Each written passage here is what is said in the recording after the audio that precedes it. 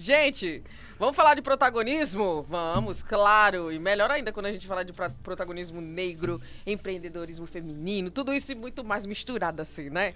Pois é, o avanço do protagonismo negro, gente, no empreendedorismo brasileiro é uma realidade cada vez mais evidente, ainda bem, né? Com dados recentes que mostram aí que mais da metade dos donos de negócios aqui no nosso país, nesse nosso Brasilzão, são negros, viu?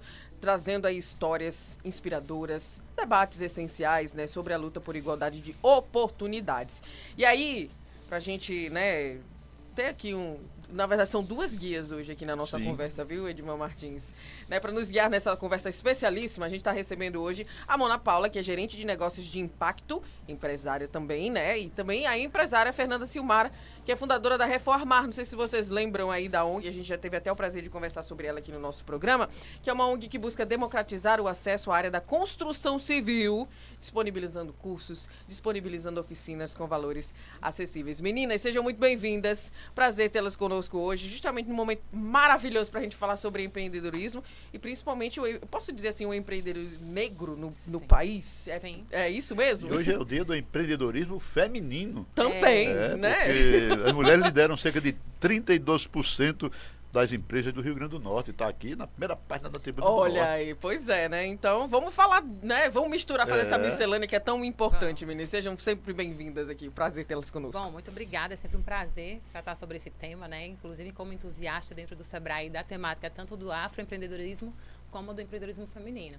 E, de fato, as últimas pesquisas mostram, né, de 2012 a 2023, que foi a única pesquisa demonstrada aí pela análise de dados do Sebrae, que esse empreendedorismo, ele é maioria no país, né? 42% é um número considerável. Sim. Mas também é um empreendedorismo que exige que a gente olhe com certo cuidado, porque ele tem vários desafios nessa jornada. Apesar de ser um empreendedorismo com 52%, a gente ainda tem um valor gerado por eles menor, quando comparado com o empreendedorismo, né, da pessoa branca, do que da pessoa negra. E quando a gente olha esse número para o empreendedorismo da mulher negra, é ainda menor.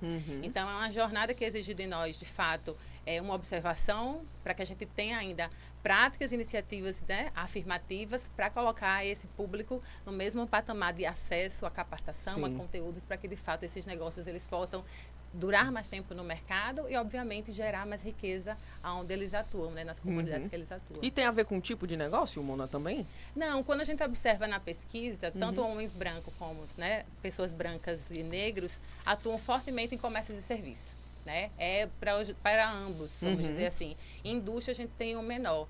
Mas a questão é mais a capacitação e o grau de instrução, que a gente ainda vê algumas diferenças. Por exemplo, os empreendimentos liderados por pessoas brancas, o grau de instrução é mais ali nível médio, nível superior, e a das pessoas negras tem um menor grau de nível superior, por exemplo. Né? Mas isso a gente trata também, inclusive, do racismo estrutural, né? A questão histórica, os acessos à educação superior, por exemplo, ela só vingou realmente nessa população negra com cotas, né, de universidade, com políticas públicas efetivas. Então, a pesquisa mostra, na realidade, o histórico cultural que nós temos ainda dessa questão do racismo, e quando isso interfere ainda na vida dessas pessoas, inclusive no empreendedorismo, né?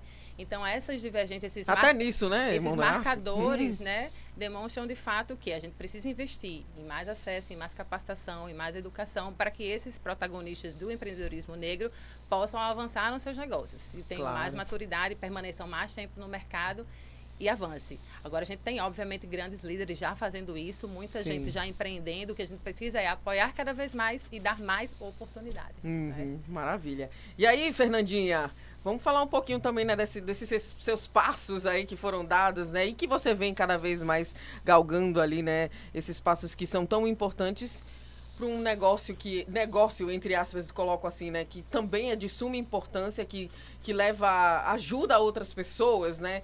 Como é que você viu essa sua entrada no empreendedorismo, né? Quais foram os desafios dentro de tudo isso que a Mona já colocou aqui, né? Que eu acho que também faz parte ali da sua história. Sim, faz sim. Quando eu idealizei a Reformar, foi por uma história de vida minha. E aí eu idealizei e comecei a ser muito operacional. Então eu ia para as ações e só fazia. Então a gente fazia ali 4 ações por ano. E quando eu conheci o Sebrae e agarrei essa oportunidade, a gente começou a entender que a Reformar era uma empresa, só que sem fins lucrativos, né? Um negócio social. E aí a gente começou a entender o que era um negócio, como a gente poderia está tornando a Reformar mais sustentavelmente financeiramente. E com esses ensinamentos, hoje a Reformar faz 15, 25 ações por ano. Então, foi através desses conhecimentos, né, que a gente agarrou essa oportunidade, que a gente vem crescendo. Então, é muito importante, como a Mona falou, dar essas oportunidades, porque a gente precisa dessas oportunidades. Só que eu não tinha ninguém de administração da família, na minha família não tinha nem empresário, era uma vontade que eu tinha. Sim. E quando eu vi o Sebrae dando essas oportunidades, a gente agarrou e está aí, a Reformar crescendo cada vez mais, graças a Deus, impactando ainda mais vidas. Maravilha. O Sebrae tem uma linha, um braço mais específico para capacitar empreendedores e empreendedoras negras? Temos, né? Inclusive, Fernanda, ela foi uma das aceleradas nesses programas que nós fizemos dedicados a mulheres negras no Rio Grande do Norte. Programa denominado Quartzo, que era justamente para lapidar o potencial dessas mulheres e colocar elas em outro patamar. E a gente tem cases incríveis, foram 2 anos consecutivos de programa de aceleração. Nós tivemos a participação, no primeiro ano, aí, de 17 empreendedores apenas, no segundo a gente subiu para 50 empreendedoras. Olha! Né? E é muito mais do que dobrou, delas né? terem um espaço adequado para falar sobre suas jornadas. Sim. Porque muitas das empreendedoras que atuam conosco têm no produto ou serviço que elas estão oferecendo a cultura negra intrínseca nele, né? Então, a matriz africana, produtos que valorizam esse processo, e eles precisavam de espaços que fossem confortáveis e respeitosos para que aquelas ideias fossem colocadas, né?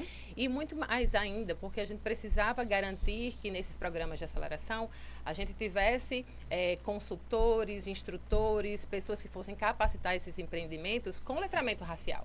Né? A gente não pode correr o risco de fazer um programa como esse e não preparar o nosso corpo técnico para lidar com os empreendedores. Eles querem pessoas preparadas. Claro. Eles querem representatividade. E eu lembro muito, eu estava até comentando com o Fernando aqui, ainda do desafio da gente trazer representatividade para esses processos. Então, para lançar um programa de aceleração, a gente foi buscar quem pudesse nos ajudar nesse processo. Porque eu tinha um quadro de consultores negros pequenos no meu quadro técnico. Sim. Então, a gente trouxe a primeira edição dele, nós trouxemos o pessoal da Black Rockers Startups, que é uma aceleradora de negócios de pessoas negras. Elas atuam na região mais do sudeste, inclusive a região sudeste tem a maior concentração do número, né, de empreendedores negros do país. E eles vieram de lá nos ajudar aqui, fizeram a primeira edição. A segunda edição a gente já teve uma grata surpresa, porque uma das aceleradas, né, Bárbara da Bensá, Educação Afrocentrada, ela pivotou o negócio dela, que era tradicional, na primeira edição, transformou ele num negócio de base tecnológica e virou a nossa mentora do programa na segunda edição. Né? Então, para você enxergar o potencial que essas empreendedoras negras têm aqui no estado do Rio Grande do Norte. Hoje, Bárbara da Bensá é uma referência para nós, fez a segunda edição, acelerou mais 50 mulheres, né? Fernanda entrou nessa edição e transformou completamente a nossa forma de atuar com essas empresárias. Hoje elas se sentem muito mais confortáveis de estar em outros programas nossos, outras era da área da moda, já foi para programas específicos da moda. E aí muitas pessoas questionam, mas por que fazer um programa dedicado, exclusivo para mulheres negras? Os outros programas do Sebrae delas, por exemplo, não absorve esse público? Absorve.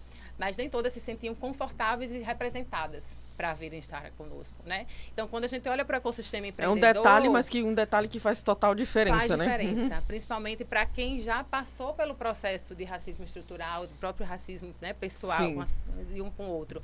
Então, fez diferença. Elas se sentiram muito mais confortáveis para estar conosco nas jornadas. Hoje, já participam de outros programas nossos, além do Quartzo, na verdade. A gente nem fez a terceira edição do Quartzo, porque elas foram também para outros programas, né? Seja de moda, seja de comércio, de beleza, de serviço, enfim, elas se acharam... As portas se abriram, né? As portas se abriram. Vamos aproveitar, e né? elas se sentiram confortáveis. Então, é Sim, importante que a gente dê esse primeiro Uhum. passo, né?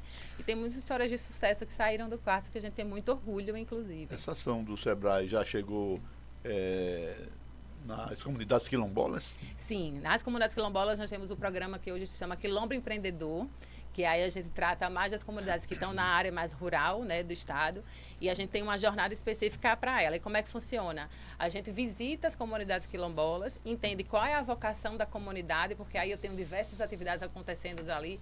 Umas trabalham com casas de farinha, outras com artesanato, outras têm turismo Doces. de base comunitária, outros doces. Então, a gente entende a Artesanato, realidade da né? comunidade e, a partir da vocação e da identidade que foi diagnosticada, a gente começa a pensar produtos e serviços para que eles possam explorar. explorar.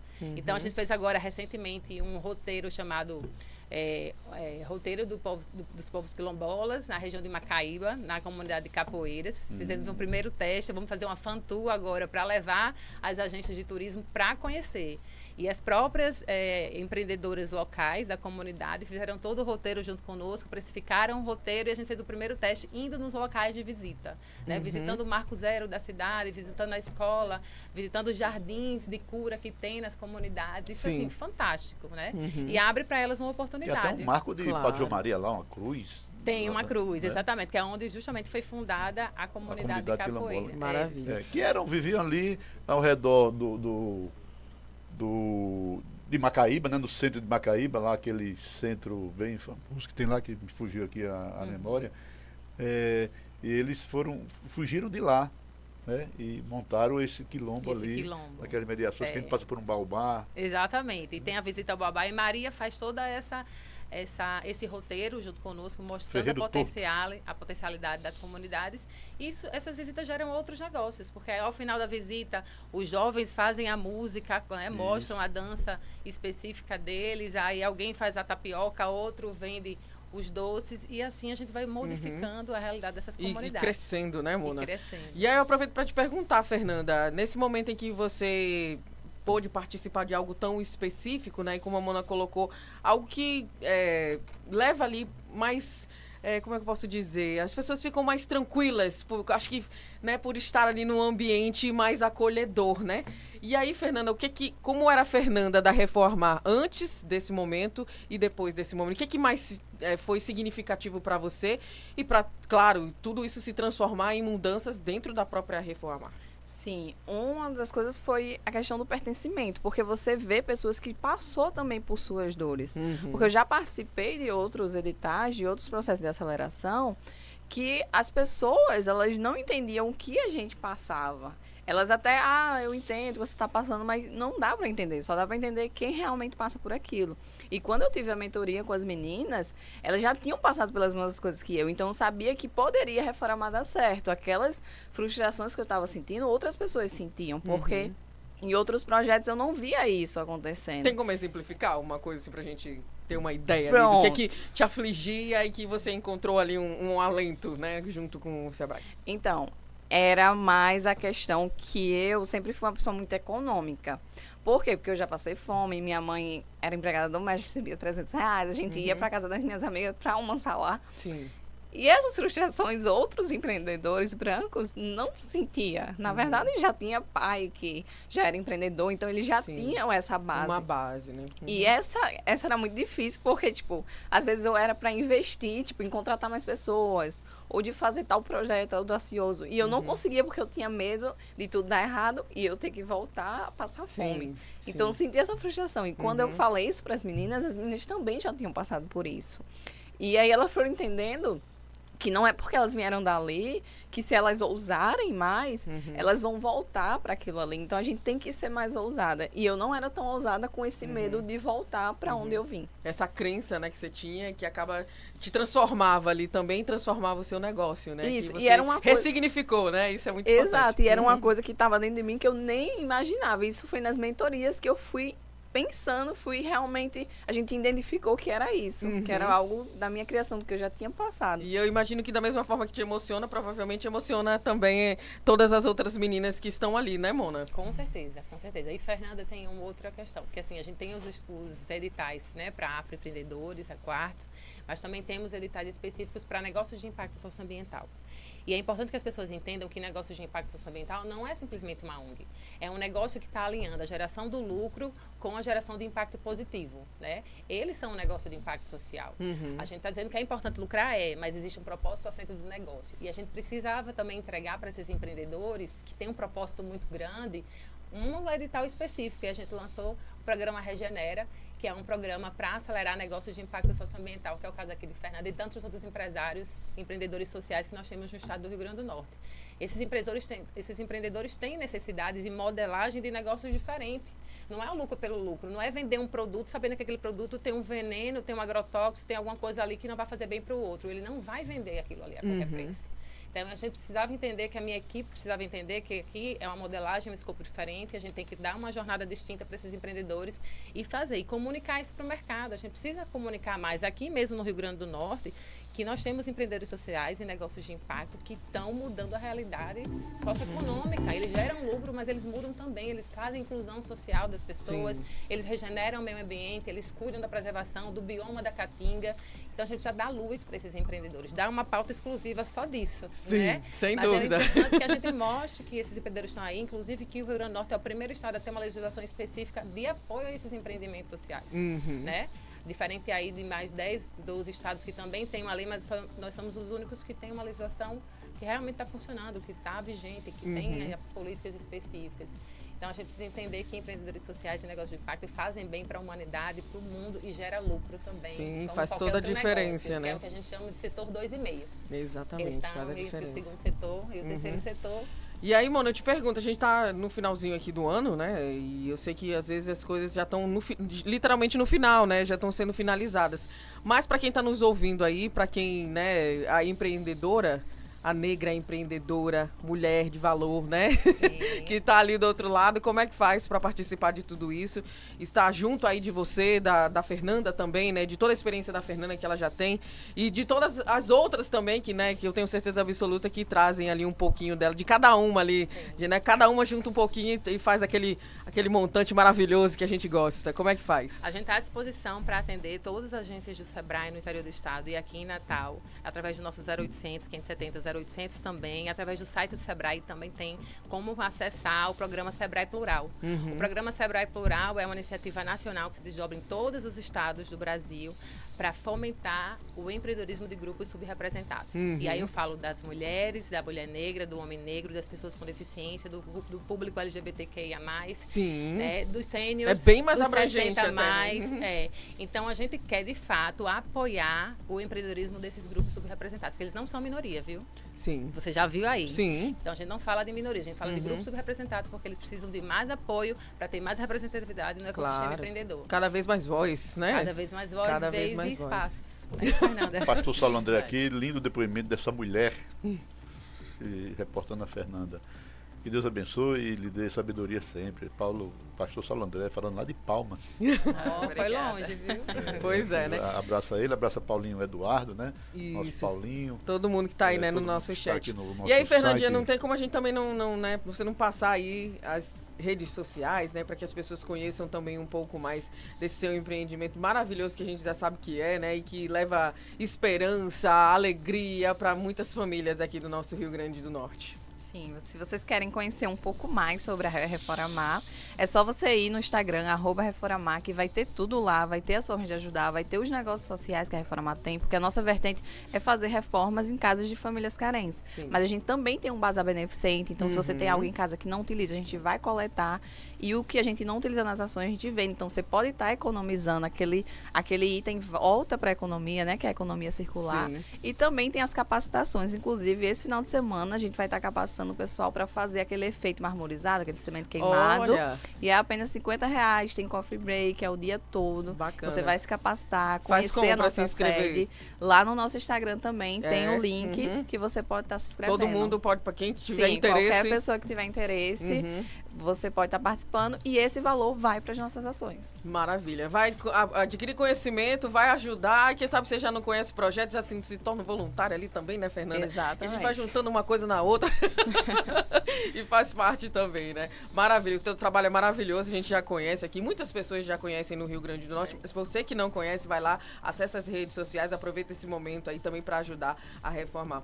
Quero agradecê-las, meninas. Prazer tê-las conosco aqui. Uma conversa super bacana, esclarecedora, que a gente tá querendo aqui abrir as portas, né? Que isso é o importante, né? Abrir as portas para você que de repente mas não vou empreender porque, né, são tantas dificuldades. Mas a gente se junta ali com a força do Sebrae, se junta com a força de mulheres como a Fernanda, para que a gente possa chegar em outro patamar, né? Que é o que a gente deseja sempre, né? Quero agradecer a Mona Paula, gente, é gerente de negócio de impacto, e a nossa querida aqui, empresária Fernanda Silmara. Muito obrigada, meninas. Prazer tê-las conosco hoje. Obrigada. E bom, aproveitem o feriado, viu? Vai ter feriado, Fernanda? Vai. 2 feriados na semana. Oh, meu Deus do céu, maravilha. E aí, gente, com a presença maravilhosa das meninas aqui no nosso